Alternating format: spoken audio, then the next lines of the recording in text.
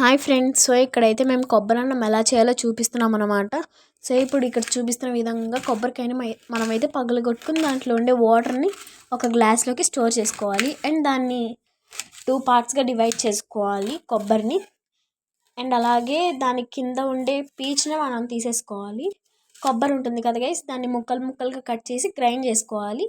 And దాంట్లో అనేవి add చేసుకొని స్ట్రెయిన్ చేసుకుంటే మనకు కొబ్బరి పాలు అనేవి వస్తాయి గైస్.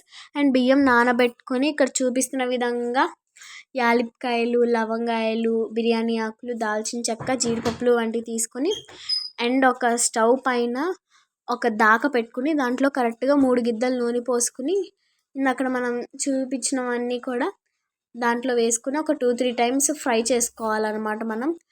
అండ్ ఉల్లిపాయలు, పుదీనా, కొత్తిమీర ఇవి కూడా మనం తరిగి పెట్టుకోవాలి. పుదీనా, కొత్తిమీర దాంట్లో కొంచెం వేసుకొని అలాగే అల్లం వెల్లుల్లి పేస్ట్ కూడా మనం ఇంట్లో తయారు చేసుకున్నది వేసుకోవాలన్నమాట గైస్. మేమైతే ఇంట్లో తయారు చేసుకున్నది వేసుకున్నాం. మీకు టైం లేకపోతే బయట కొన్నదైనా వేసుకోవచ్చు. అండ్ అక్కడ మనం చేసుకున్న కొబ్బరి పాలు అనేవి ఉంటాయి కదా గైస్, అవైతే 3 గ్లాసులు దాంట్లో పోసుకోవాలన్నమాట. అండ్ అలాగే దాంట్లో కొన్ని వాటర్ కూడా పోసుకోవాలి గైస్.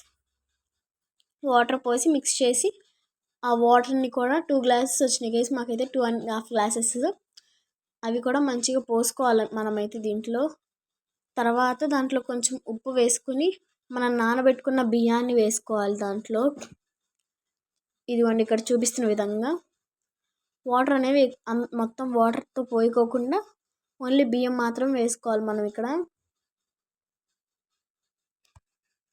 తర్వాత మంచిగా మిక్స్ చేసుకోవాలి గైస్. తర్వాత మనకి కొబ్బరి అన్నం అనేది రెడీ అయిపోయింది.